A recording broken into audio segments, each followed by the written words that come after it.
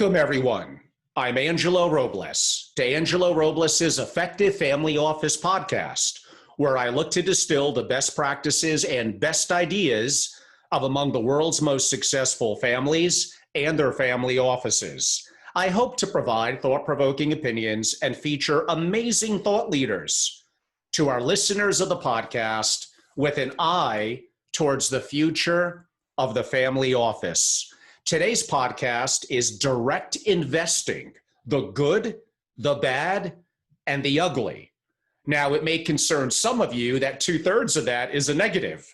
Reminds me of the old, going to give away my age, but the college football fans of the 60s and 70s, Woody Hayes, where there's 3 things that could go wrong passing the ball, and I really don't like any of them. And by the way, those were a incomplete, an interception, penalty, I guess. So the great Woody Hayes.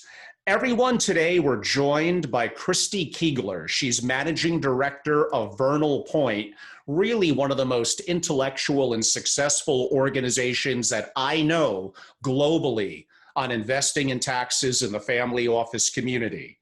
Prior to that, Kristi held very senior positions at organizations that were friendly competitors of mine, Family Office Exchange and IPI. She's a tremendous industry veteran and thought leader. It's incredible to have her on the show for the first time, hopefully the first of many, on a subject where you're going to see the rigor and the intellect and everything that she puts into her research and her presentation.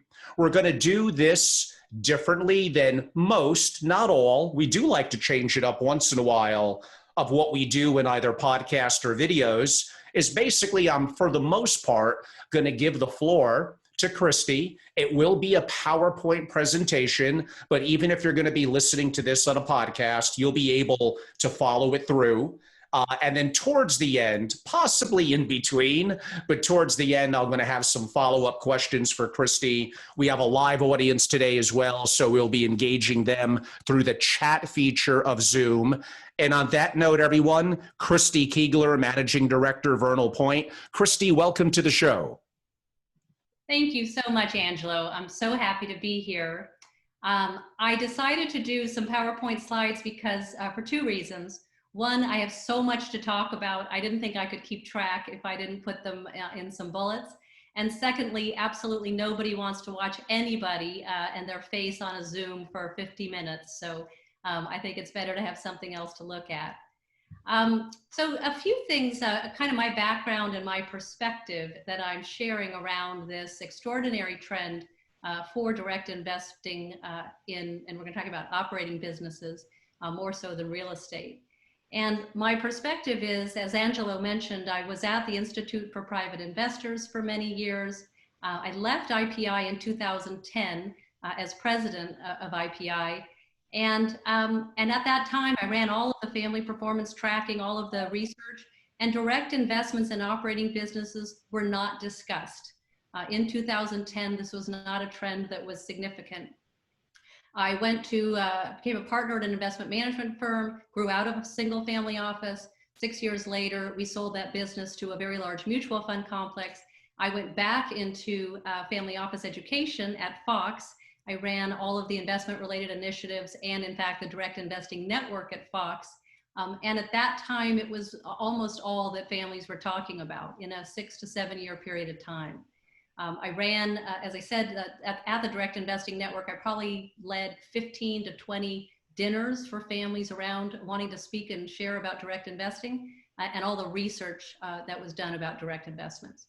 So let's do a couple things definitionally. That's the perspective I'm going to share is lots and lots of anecdotes around how families think about this and do some definitions. What is a direct investment? The direct investment in the course of this conversation is going to be much less direct investments in real estate properties. Real estate families have always been real estate families. They like investing directly, and that there hasn't been a significant shift among how families invest in real estate. The trend that we're talking about is the recomposition of private equity in families investing directly in operating companies, either typically in the lower middle market all the way very early stage venture investing. So the idea of disintermediating the general partner and investing directly, placing capital and having a direct relationship with the company itself. So I think about this as a distinction because families and institutional investors, back in the day, families were chasing Yale. They wanted to invest like Yale and the smartest investors. How do I get the best managers, access to the best investment thinking? And that often was pursuing an institutional approach. And yet there's been this very significant dispersion of how family capital and institutional capital has been investing, particularly as we're talking about in this last 5, 6, 7 year period of time, post global financial crisis, which we could argue if we have time in Q&A to say, perhaps it was that something out of the financial crisis led families to want to be more palpable, tangible, connected to the assets themselves.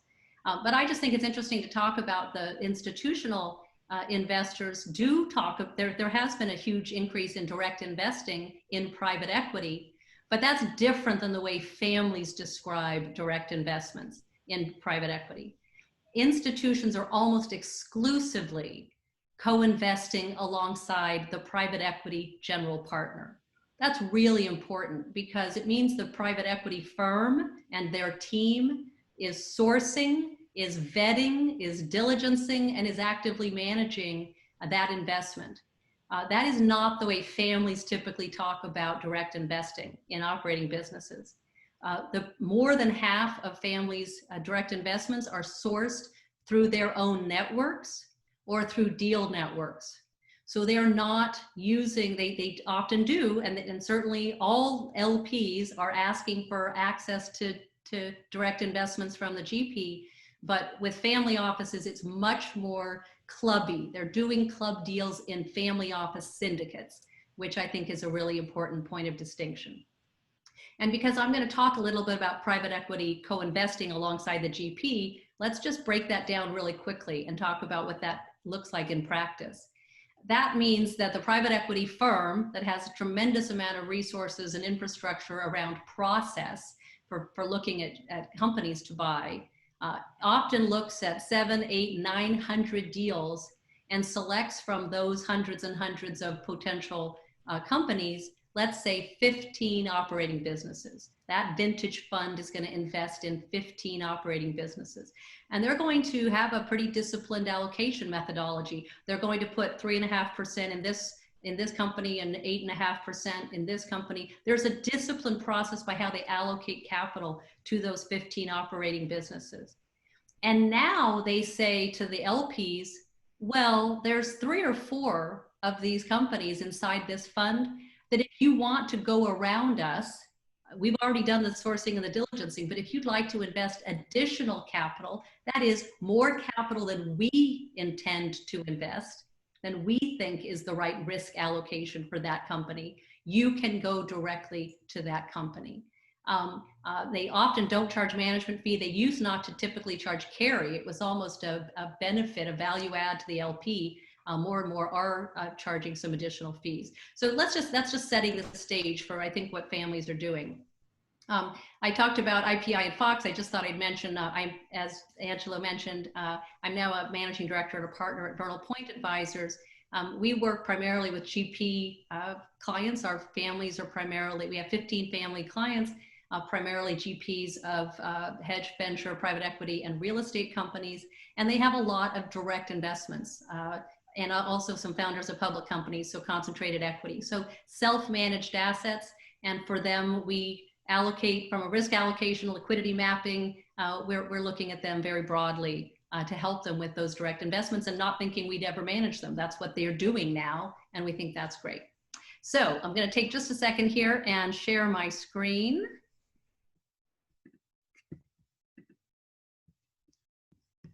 And if you can see this, let me make it a little bigger. Okay, Angelo, does that look good? It looks perfect, Kristi. Okay. So Angelo mentioned, don't be alarmed. 2/3 of my talk feels like it's going to be on the skeptical view, and I don't mean it to be. But I only have one slide on the good, but there's some really important positives here that families are, some reasons and drivers for why families are investing directly. in operating companies. And these are some really good reasons. So we all hear the concept that family offices are patient capital. The idea is that family offices, families should, in fact, have longer time horizons by which to evaluate these operating companies. And it's certainly true that in a private equity fund, often for reasons of kind of juicing the IRR, the fast growing, positive cash flowing business is often sold early on in that 3, 4, 5 early years. And the family is saying, wait a second, that was a business that's growing and doing everything we expected to do. And now you're giving me the distribution. I have to find something else to invest in it. So there is a sense of this patient capital. Conceptually, families say they are 20, 30-year capital. I don't know that that's been entirely tested with these smaller stub investments that many of them are doing, but for certain, families can leverage one of their distinctions, which is they have a longer time horizon. They can be more flexible in the nature, the debt or equity, in the timing, and in structuring the investment. That makes them a really good buyer. So theoretically, from the seller's perspective, there are many good reasons that, particularly in the lower middle market, that families or that sellers like to sell to a family office or a club of families. It's also a wonderful driver or motivation for families to exploit what I call the family's alpha.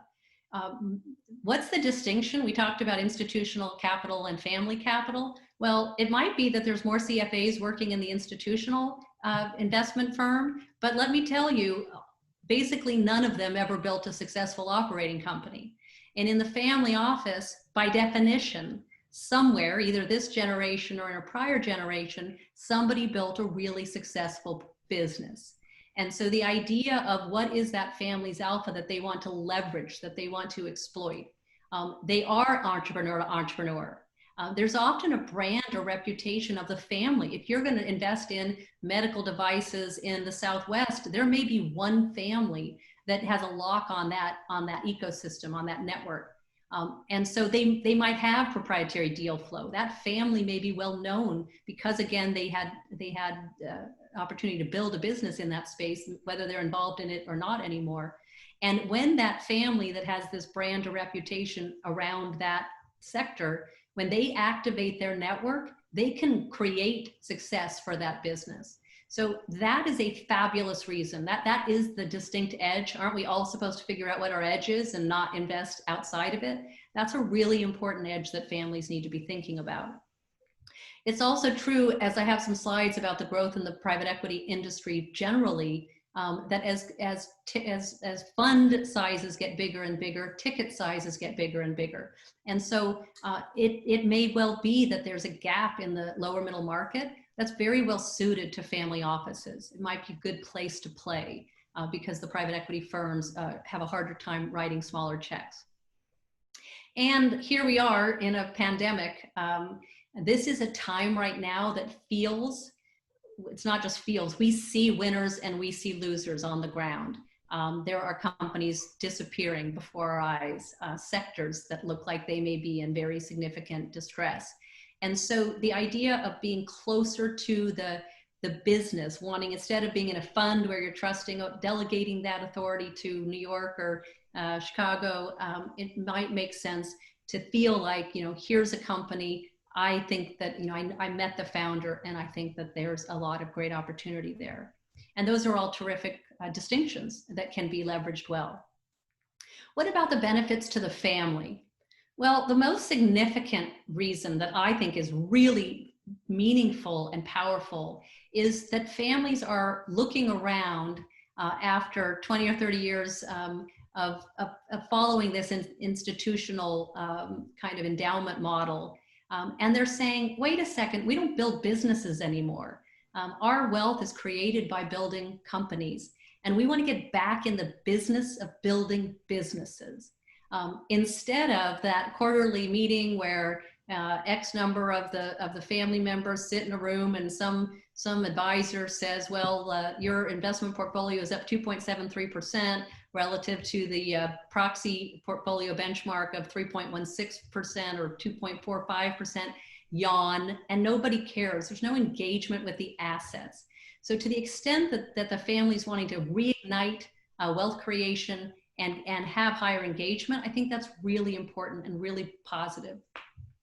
The other reasons that you hear when you talk to lots and lots of families about direct investing is less around return and much more around control on 4 levels: control, control, control, control. The first is control of the entry.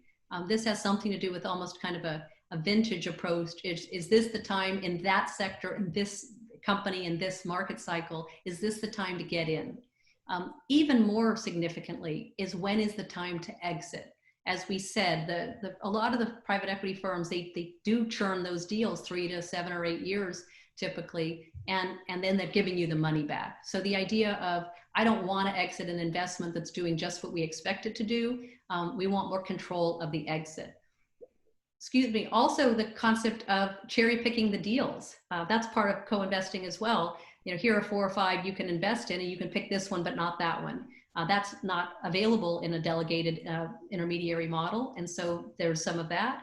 And really importantly, and we're going to come to it in the bottom of this page, the concept of controlling the marks, controlling how and when these businesses are marked. Is really important, perhaps more important than often appreciated.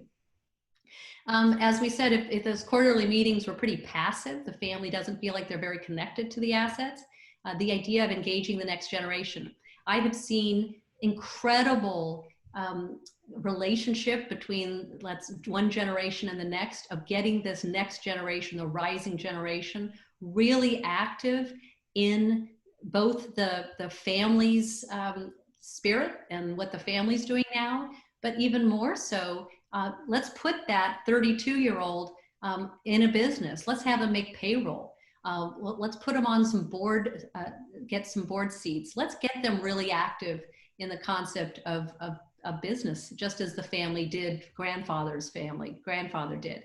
So I think that's very crucial and a really good reason. We see it. It's activating the next generation in ways that, again, past investing in funds is just not meeting those needs. Impact investing or values alignment. Instead of a 27-year-old that wants to do an ESG public equity public fund, what if they want to start a water purification business and the family wants to support that? That's terrific. Call it impact investing or values alignment, but oftentimes it's a way, again, to re-engage and connect the assets to the family members. And look where fees is. I did this quite intentionally. I think it's 10th. It makes sense that reducing fees on something that is a high fee investment, a 2 and 20, if you take a 2 and 20 fund and after, and let's say a medium returning private equity fund, you're probably saving 4 to 7% a year on a net basis from not paying the fees if your co-investment or your direct investment does not have a carry. So that is significant. People are driven by, do I need the private equity fund? But I think that's much less critical than the issues of control, reigniting business building, and all the reasons we've spoken about so far.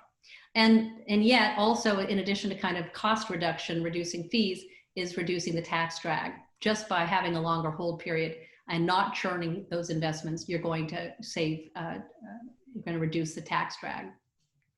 And this one, I don't mean to sound glib at all. I think I coined this expression, investotainment, back when I was at IPI, which is now that a family, if they have a liquidity event, what does the family do now? And a lot of times the families liked investing in really smart hedge funds or really smart private equity funds or European funds. And what the family did was meet with smart managers and go to New York twice a year. And that was what the family spent their time doing. And I don't mean it disparagingly, but I called it investotainment.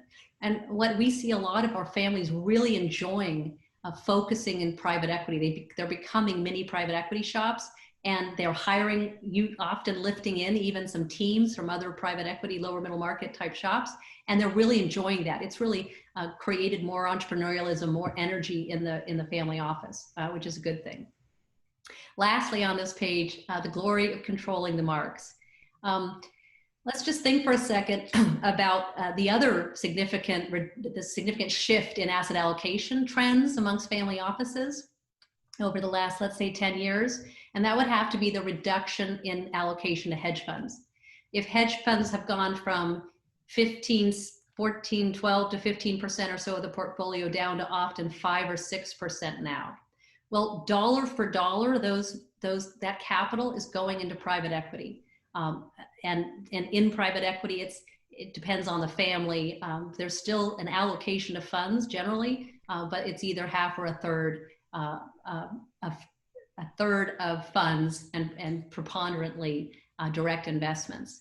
So if you've reduced your hedge fund allocation, which was paying pretty high fee to supposedly through kind of a long short hedging approach, reduce volatility across the portfolio, what if you just allocate 20% or 25% of your portfolio to something that doesn't mark very often and that you generally get to control when it does mark?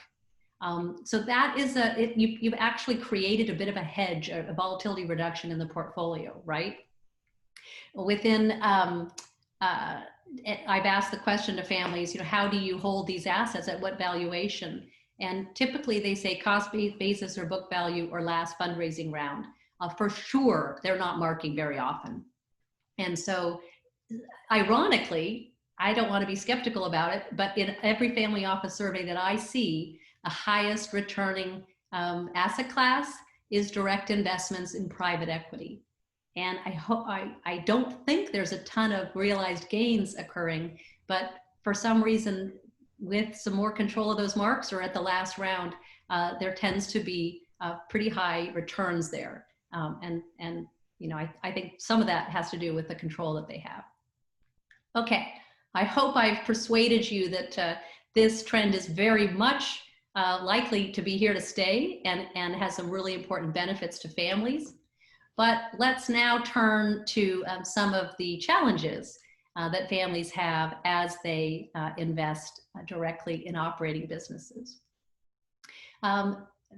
Most advisors would say kind of the professional side of this industry would be concerned that many families and family offices are a bit over their skis. They don't have the professional infrastructure around sourcing and diligencing and particularly managing an operating company during a period of distress.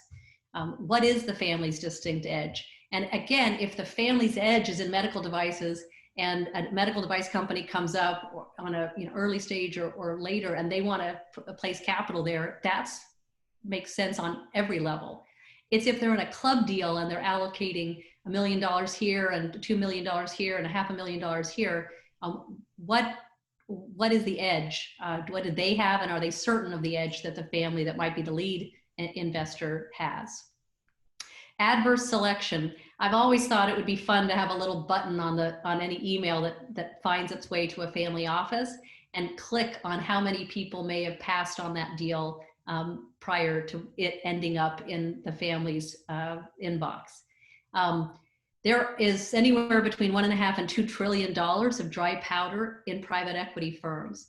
See the quote down here below. I couldn't independently verify it, but Dan Rasmussen of Vernal would says there's 50 times more money in private equity funds today, or at least as of January 1st, than there was 15 years ago. So there's a tremendous amount of capital chasing operating companies. And how is it exactly that you were given the opportunity to look at this company? How many deals does a family typically look at? We said the private equity fund is probably looking at 700, 800, 900 deals to do 15. In the family office land, we hear numbers like we looked at 40 deals and we did 3 or 4. And maybe they're great deals and they're well aligned, but the proportion is less. The funnel is narrower. A friend of mine had a great quote here: writing a check is just a ticket to the movie. Value is added when the lead partners are active in the companies, and in particular when there's a workout or challenge that's needed to be worked through. And that's what private equity firms do. That's the people they have on retainer, the leaders they have on retainer ready to go. How disciplined is the family office around adding that value? So that's just, does the family office have the resources? You all know the expression, if you know one family office, you know one family office. That's certainly true. The only other generalization that I think is true literally that I think I could say every family office, here's a truism, is that family offices are under-resourced. The tasks are wide and large, and the resources are limited, even in huge family offices. So that speaks to this issue around becoming a private equity investor directly. So now I'm just going to turn to this idea that it's it's not related to direct investment in private equity. It's just investing in private equity. Over-reliance on private equity funds. I'm now talking about funds for a few minutes as an asset class. Anecdotally, and survey data across family offices, as well as endowments and foundations, is suggesting that private equity is now somewhere between 15 and 30% of most investors' allocations. So it is becoming a bigger and bigger piece. And last year, at the end of 2019, private equity firms again raised more money than ever before. And that just suggests this is the hot asset class. And we all know, because we've seen this movie before, that the hot asset class tends to have weaker performance going forward. Dan Rasmussen is a gentleman, a young investor at Vernal Advisors. He spoke at Jim Grant, who's a friend of mine. Jim interviewed him at a forum, and I have the link here at the bottom. It's very much worth listening to. The podcast, you don't have to be a member of Grant's Interest Rate Observer to listen in, but you just give your email, and it's called Your Biggest Mistake. And I think it's I think it's worth listening to. One of the reasons families and LPs generally are going into private equity is because they're frustrated with the returns, the going forward returns of public equity. Well, theoretically, you're playing all kind of in the same pool.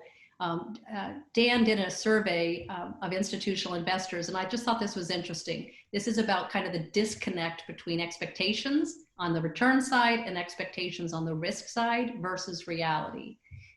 In his survey of institutional endowment and foundation investors, he saw that 94% expected private equity to outperform public equity by a period to outperform, and 75% thought that private equity should outperform public equity by more than 4%. Well, that is absolutely has not been achieved in the last 5 or 10 years. So that's saying that the future of private equity here with more capital is going to do better relative to public equity than it has in recent times. It might, but that's a pretty high expectation. And then he also goes through a point on the risk side that I thought was really interesting. I hadn't heard anybody do this before.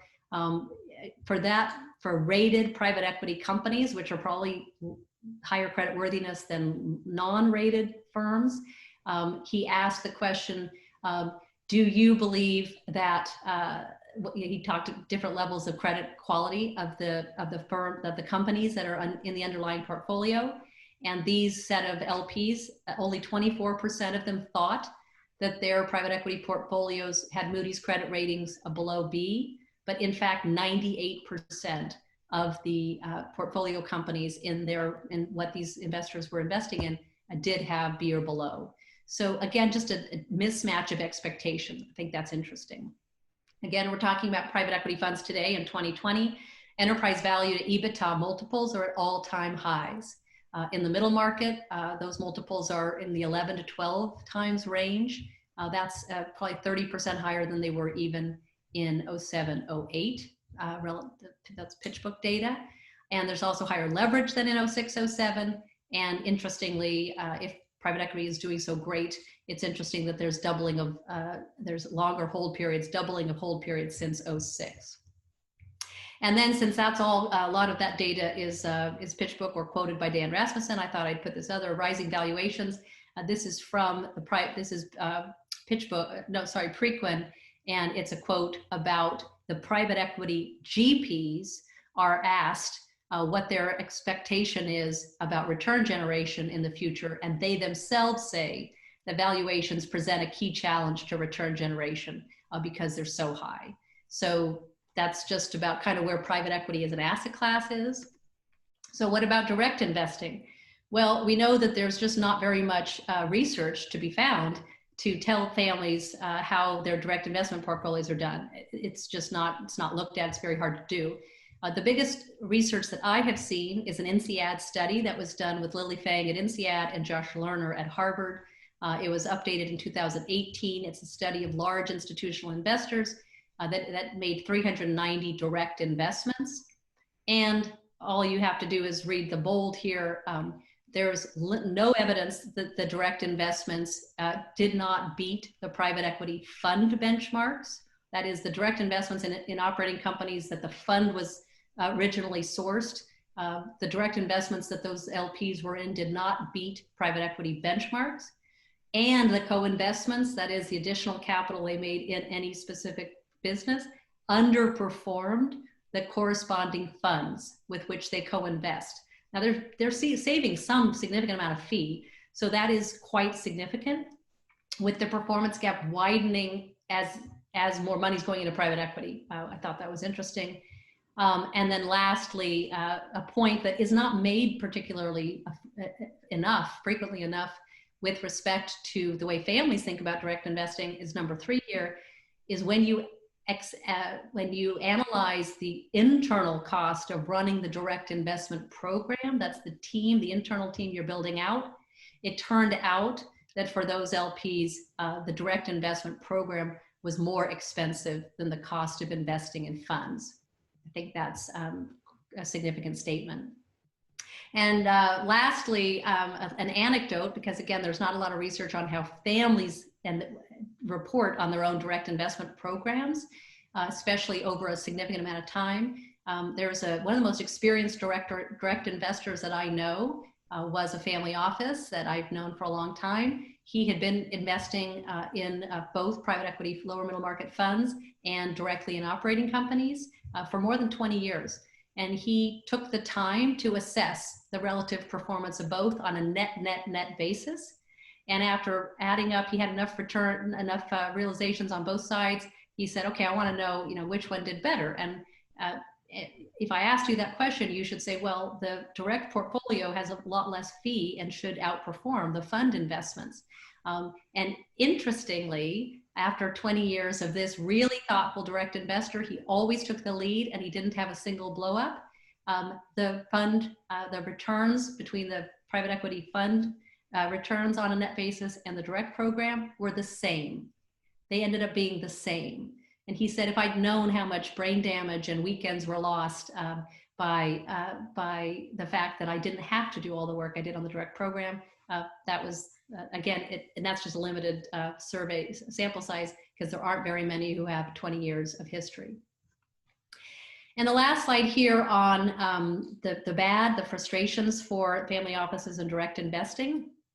I'm really struck by how much direct investing has changed families' approach to asset allocation.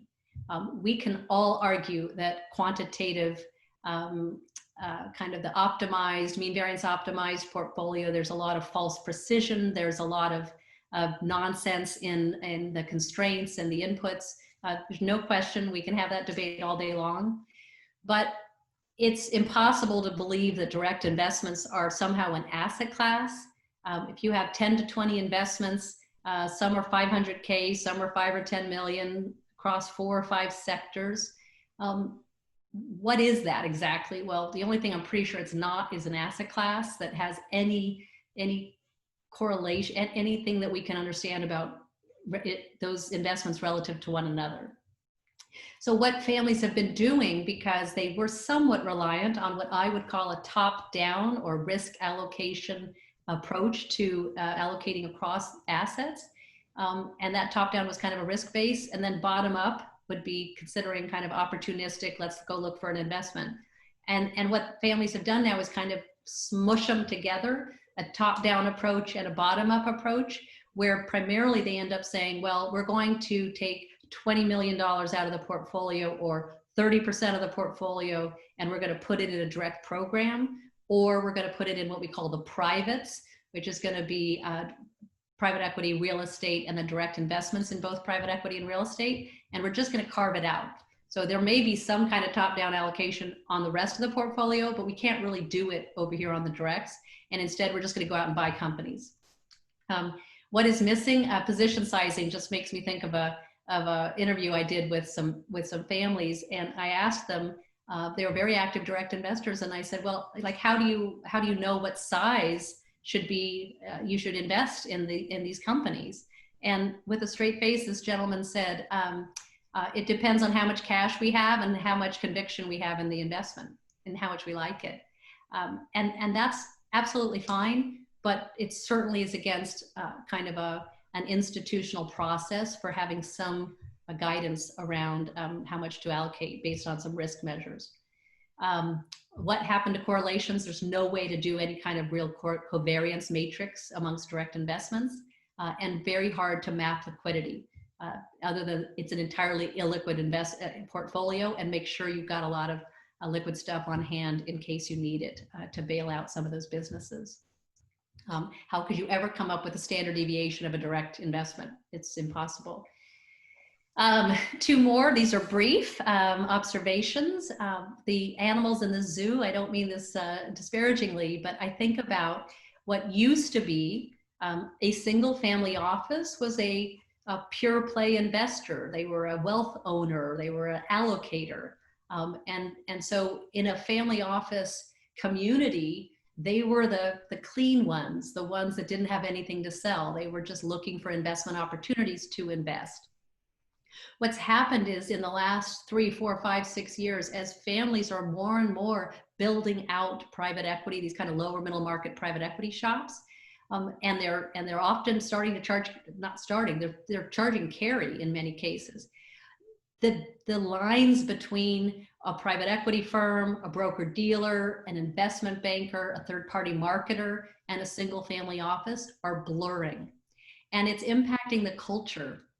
The culture of family office communities is changing because you now have people who are kind of wandering around trying to sell you investments in a, I don't know, a carbon sequence, I mean, any number of businesses. There's somebody that's out there trying to get your business card, and that's shifting the culture, and I think it's interesting. And last observation is, governance is hard for every family. It's hard by definition, but decision-making and governance, when you're placing capital with kind of friends and family deals with the deal networks, gets harder and harder. And in particular, estate planning. If there happens to be a transfer of wealth from one generation to the other, or from a family office CEO to a new person, this is a real place where the bodies are buried. If somebody has 22 positions, or I've heard of 75 positions, the story behind how would you possibly do valuation and kind of estate transitions to the heirs when you have all of these kind of basically stub investments, $1, $5, $10 million. So it's affecting. We don't have a lot of estates that have been transitioning, but I think it's going to make complex assets and complex estates even more complex. Okay, last is now the ugly. So I'm hoping to have enough time for Q&A, and I think we've kind of talked about some of the challenges that direct investments do for families. Well, let's go even a little bit further. What could be really ugly about families and their appetite for direct investing? To me, I just think about the whole investment management industry has been trying to diversify away idiosyncratic risk, the risk of a single stock, right? So much of the industry has been moving towards pooling and ETFs and diversification on so many levels. And yet direct investments is the amplification of idiosyncratic risk. It's the management risk and sector risk and business risk and employee risk and board level oversight risk. There's just a lot of risks that families are investing in, and how do those amplified idiosyncratic risks happen, for instance, in the middle of a global pandemic.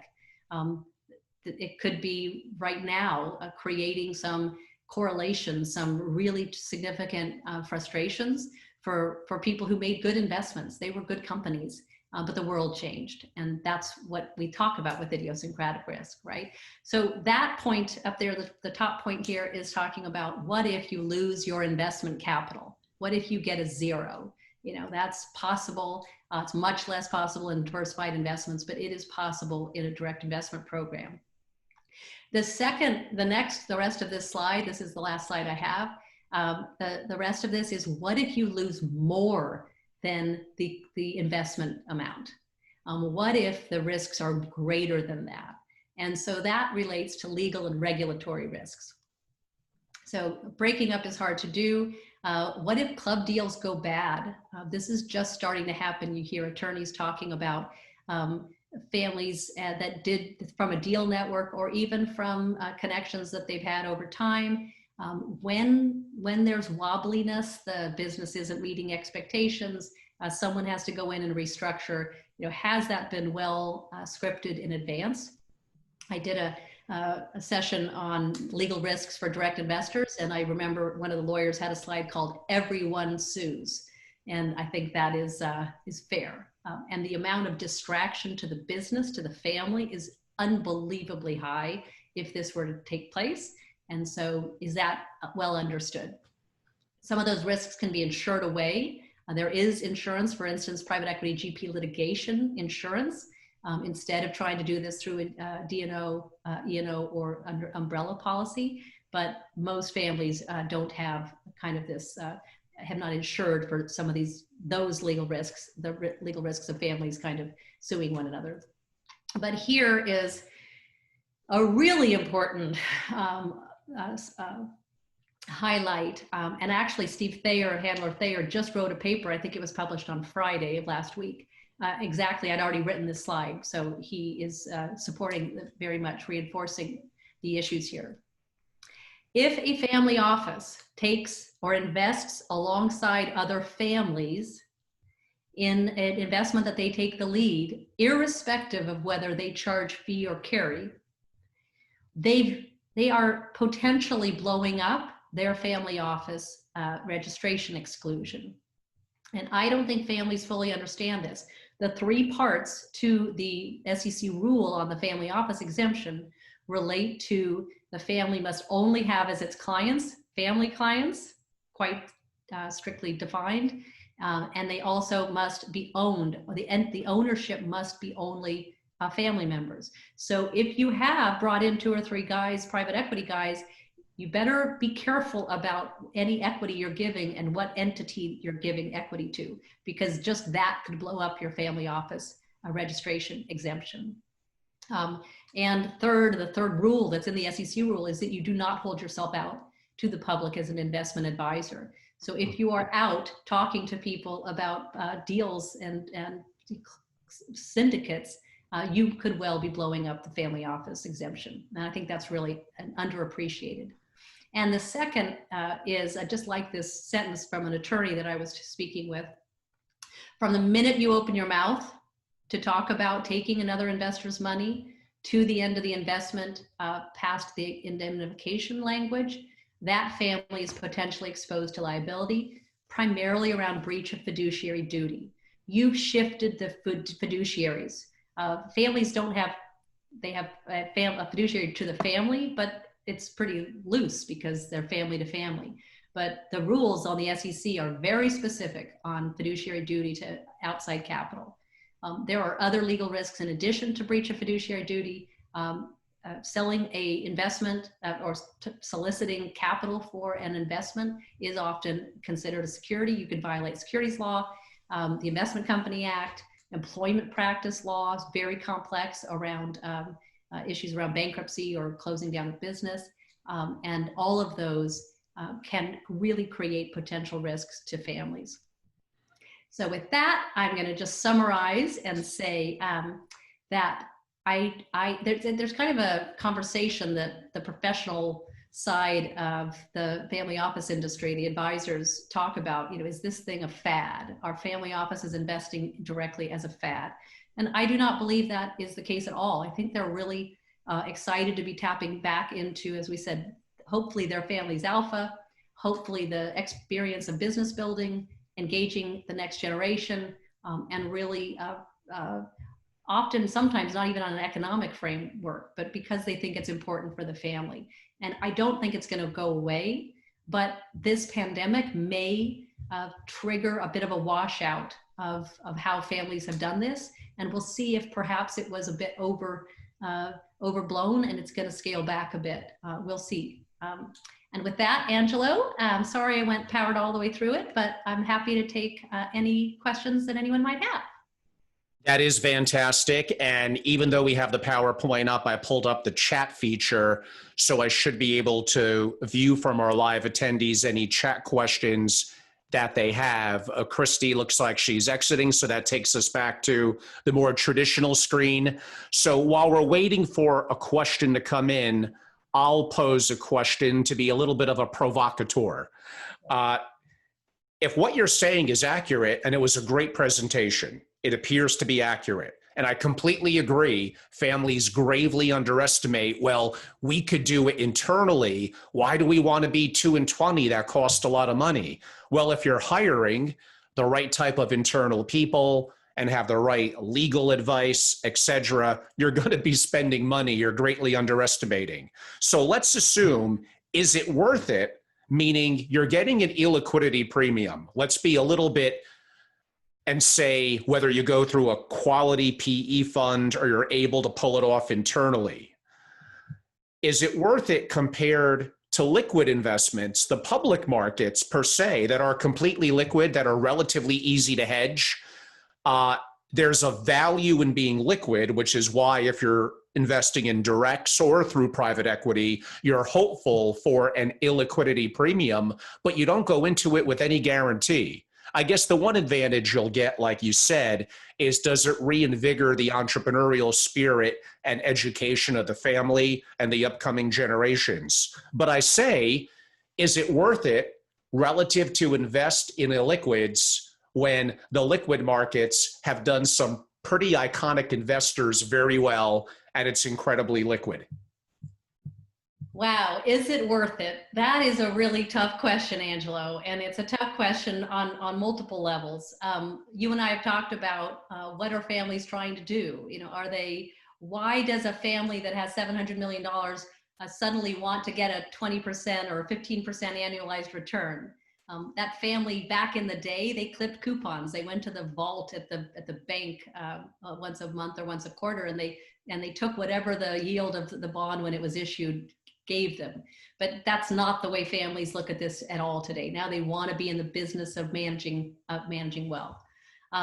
So from the liquid investments, boy, you look at the same things I look at. The GMO 7-year forecasts, for instance, of expected returns of the public markets are pretty thin. We've had a hell of a ride on the U.S. equity market, and here we are at 3150 or whatever it was Friday, which you tell me how that's possible. So I think it's very hard to say the public markets feel like a lot of volatility. I think that there is a consensus that sophisticated institutions and families like being in alternatives. That's where the alpha by definition, is supposed to come from. And they're willing to take illiquidity. As you said, illiquidity premium is not guaranteed, and it's certainly not. But that is a place that families, that they like to be. And I come back to this investotainment, which I don't mean that it's a bad thing. I mean, if this is what the family wants to do now, if this is the way the family wants to create what they do during the day at post sale of the business, then being around smart people and looking at buying interesting companies, God bless them. I think that's a great reason, that's a good place to be.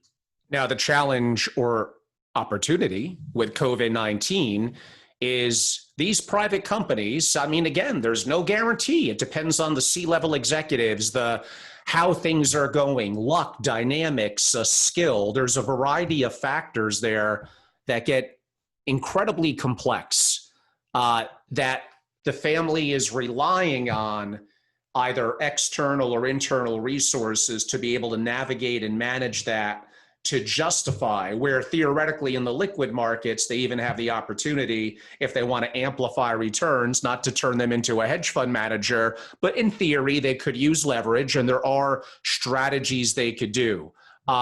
We're not going to be able to tackle, and I don't want to only focus on that issue. I will also ask you, about 5 years ago, I wrote a paper that basically described, way back in, what was it, 1970 or 71, was it Robert Bass, a member of the Bass family, hiring a talented young gent from Goldman Sachs. No one knew who he was then, but his name was Richard Wainwater.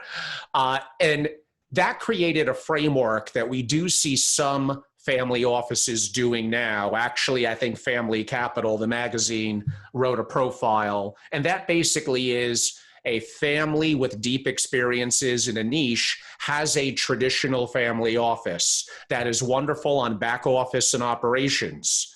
They don't want to dilute that for a variety of reasons, including the SEC exemption that you noted.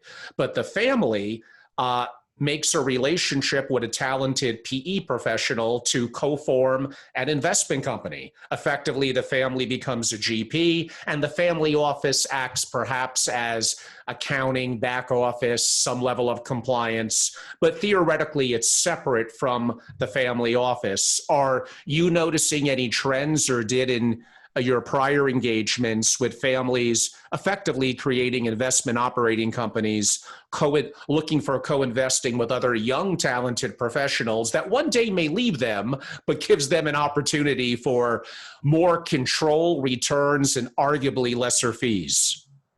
Well, I can't tell you how many calls I got. I probably got 2 or 3 calls a month from a private equity professional that was looking to leave the PE shop and said, I hear family offices are hiring. Yeah, here.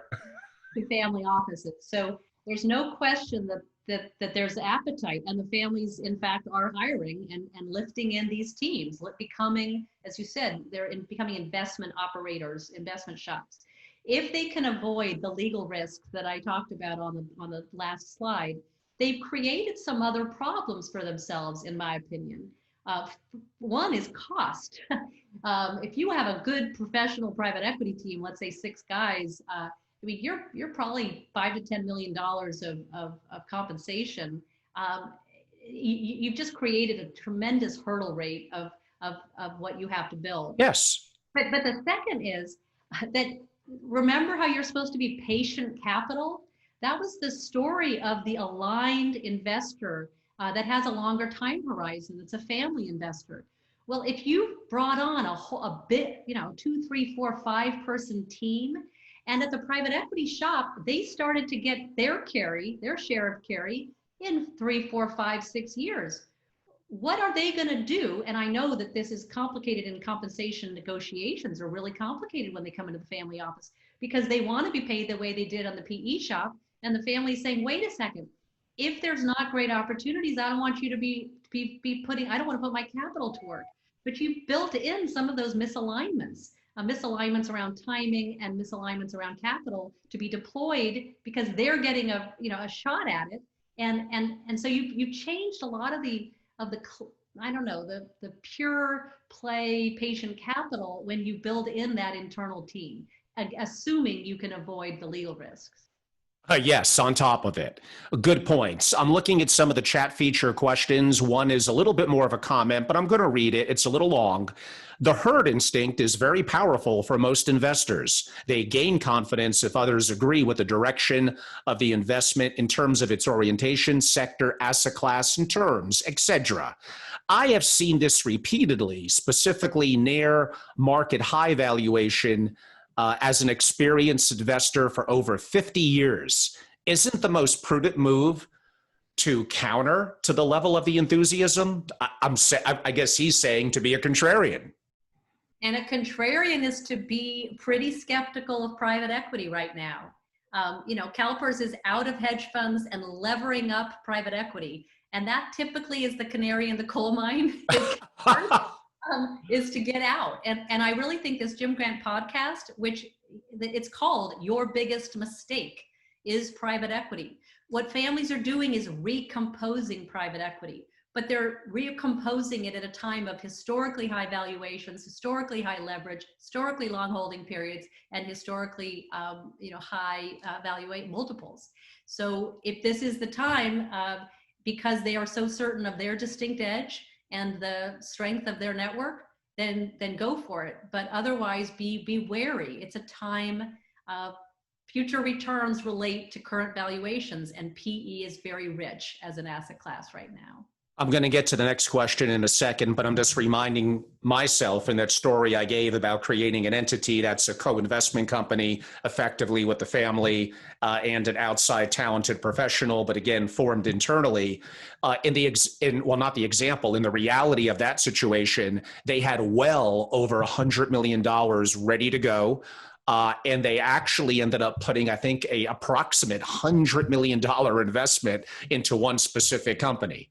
So sometimes to woo that kind of executive that may have a hard time in today's market raising capital, basically stating, we're a $4 billion family. We want to allocate 200 or 300 million to directs. And we're pretty confident in a distressed market. That's what I was going to bring up earlier, that there is going to be opportunity and you don't have to worry about the capital.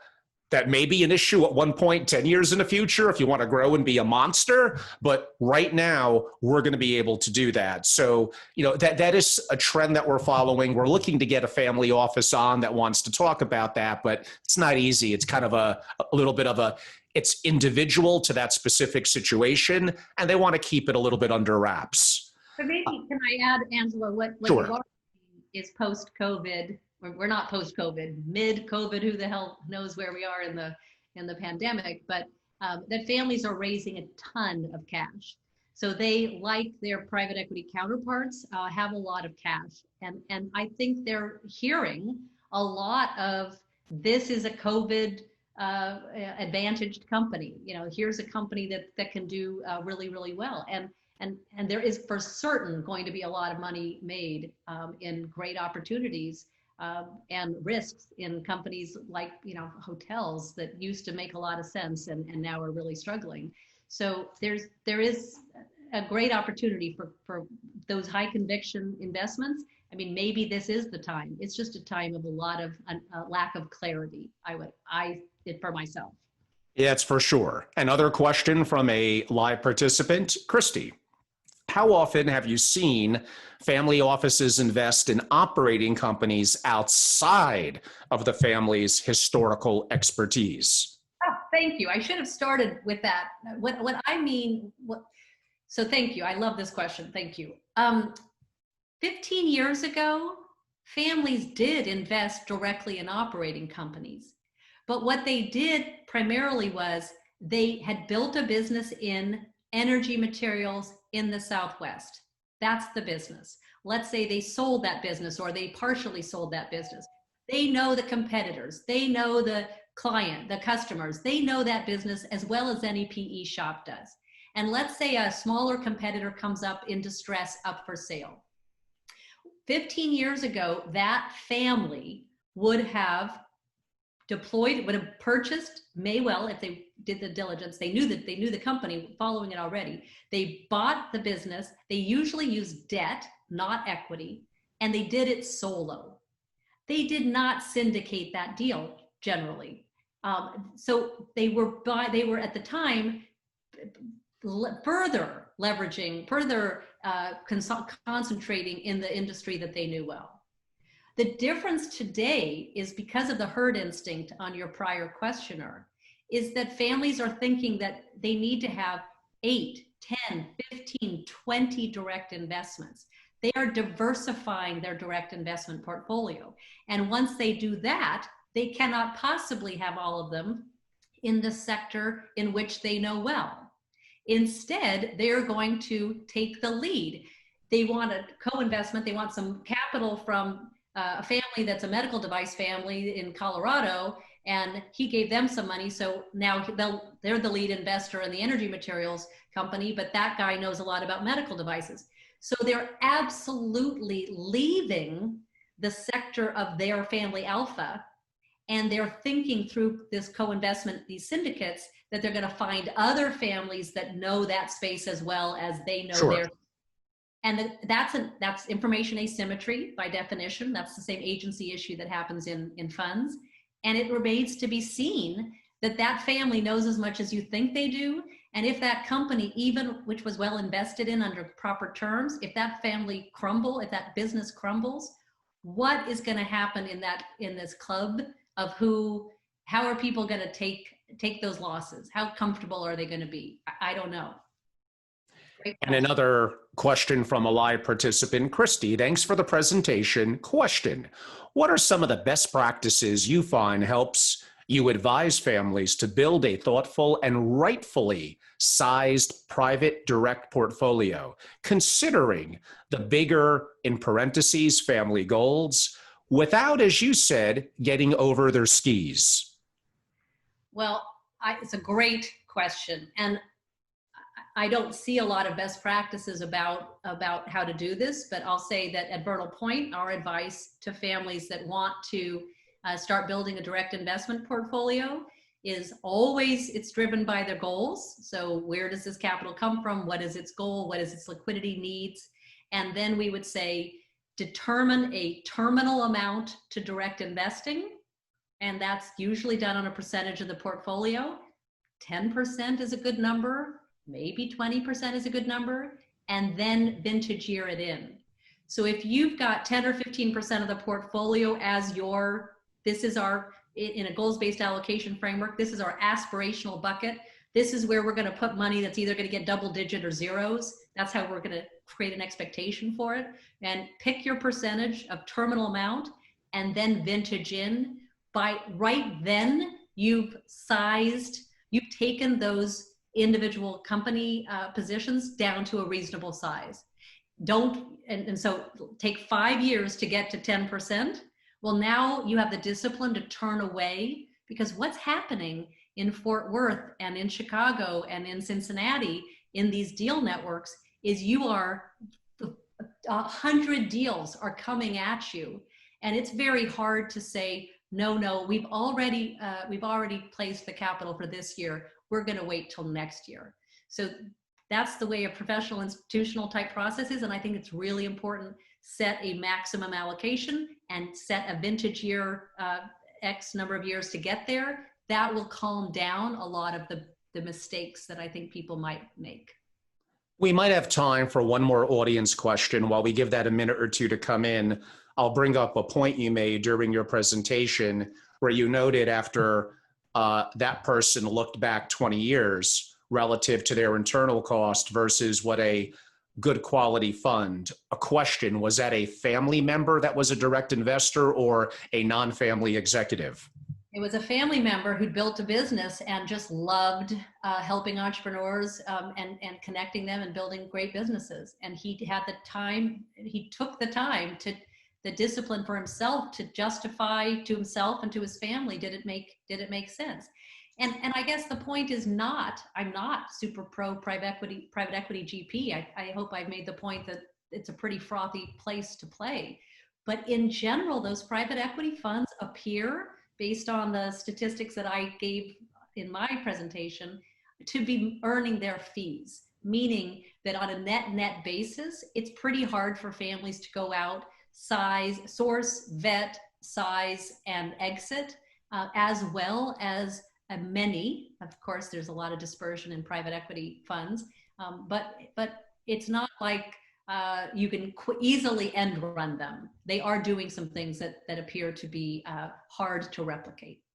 And in between, leading up to the exit, there's managing the C-level executives and employees in the company, the leadership, the culture, people that get a good offer and go somewhere else. You're managing so much to get the company to grow, to have the exit that you want. And when you look at the numbers, like that person realized, it was effectively about the same. However, two important factors potentially could still skew to wanting to be a direct investor, even if you realize the net may not really be any different. And you really pounded one of them because it's important: control. They have complete control, and they may want to engage other family members to be more active in the process. And maybe at the end of the day, even if the net is the same as investing in a private equity shop, they may elect that that's the better course for them, even though it may give them more headaches along the way. That's a great point, Angelo. I think this gentleman that I spoke to, I think what he meant was, I would have saved myself a lot of headaches, but I wouldn't have done it any differently. Yeah, I had a feeling that's what he meant. We're going to read between his lines and make that assumption. I'm going to go fishing. I was not going to go fishing. I've done this for 20 years. I met so many interesting people. I watched businesses evolve through all sorts of crises. It's been a hell of a ride. I think that was his view, and it didn't cost him any money. He didn't give it up. He didn't make a lot from it, but he enjoyed what he did, and made it. It looks like we do have one, what likely will be our final question in the essence of time, from a live participant. Question: what should a family do with a direct portfolio already allocated over the last, say, 5 to 10 years? What should they do to manage through the crisis? Let's hope they don't own a whole bunch of travel agencies and hotels and and tourist or yacht companies. May not be a great business right now. I would say that what would be really smart for them is to find some professional advice. And there are some great consultants out there that can evaluate 15 positions and kind of see where you are in the life cycle, both for funds and for the direct investments. You really do need someone, and there are, guess what, nature abhors a vacuum. There are more and more consultants that have PE backgrounds that are coming in that will give you that assessment. I think you had B3 on, Angelo, recently, and they're a firm that does something like that. So sure. So I think there are different groups of people that can consult on a direct portfolio and or a fund portfolio and try to help you see, is anything in red, neon, flashing red, and see if there's something you can do. If there's something you should or can do. There's no secondary market for direct investing. You've got to find some buyers yourself. And you hinted at it indirectly earlier, Kristi, but in following up on that question a little bit, although admittingly a little ancillary, is this may be an incredible time for some level of estate planning relative to how companies are marked to market. The valuation creates an opportunity for families of great success to potentially do some incredible estate planning relative to the value of the company. And again, that's a little bit subjective, but depending on the appraisals that you get, coupled with the incredible interest rates for grats, for intentionally defective grantor trust, and a whole bunch of other strategies. We've pounded that one pretty strong in the last 4.5 months. In my near daily Zoom meetings, and we got a big prominent one with KPMG on that subject actually coming up next Thursday. So stay tuned on that. Kristi, this has been fantastic. You've been incredibly generous with your time. And I'm actually going to spell your name so those that may want to look you up on social media. So it's Kristi, Kristi, and Kuechler spelled Kuechler, Managing Director at Vernal, Vernal Point. Kristi, for those that would like to learn more about the firm and you, how could they reach out? Thank you. Vernalpoint.com is our website, and my email is Kuechler, as Angelo just spelled it, Kuechler, it looks like Kuechler, Kuechler at vernalpoint.com. I would love to talk with anyone. I even see some names of friends of mine for years past, so if anybody wants to get back in touch and share observations and thoughts on this fabulous industry, there's a time for great opportunities and great risks, and I hope all of us can muddle through this difficult time. All the best. Thank you, Angelo, for the opportunity. Well, it's very kind, Kristi, and everyone. Kristi's an amazing thought leader and truly one of the great treasures in the community. We highly encourage you have a chance to interact and reach out. She'll be a treasure trove of information.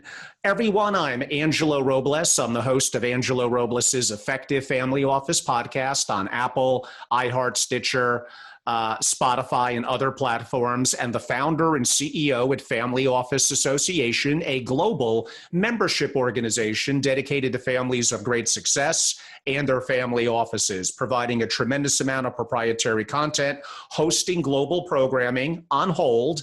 But like one of my members noted, you went from doing 12 events a year to doing like 200, because I'm doing these what appears to be near daily. And it's been a lot of fun. We've had great guests on like Kristi, and we're really working on a whole bunch of creative initiatives, content and masterclasses, connectivity and community dedicated to our members. Could be easily reached in social media. Since this will likely also be produced as a YouTube video, my YouTube channel, please subscribe, is very simply Family Office. I registered that a long, long time ago when YouTube first came out.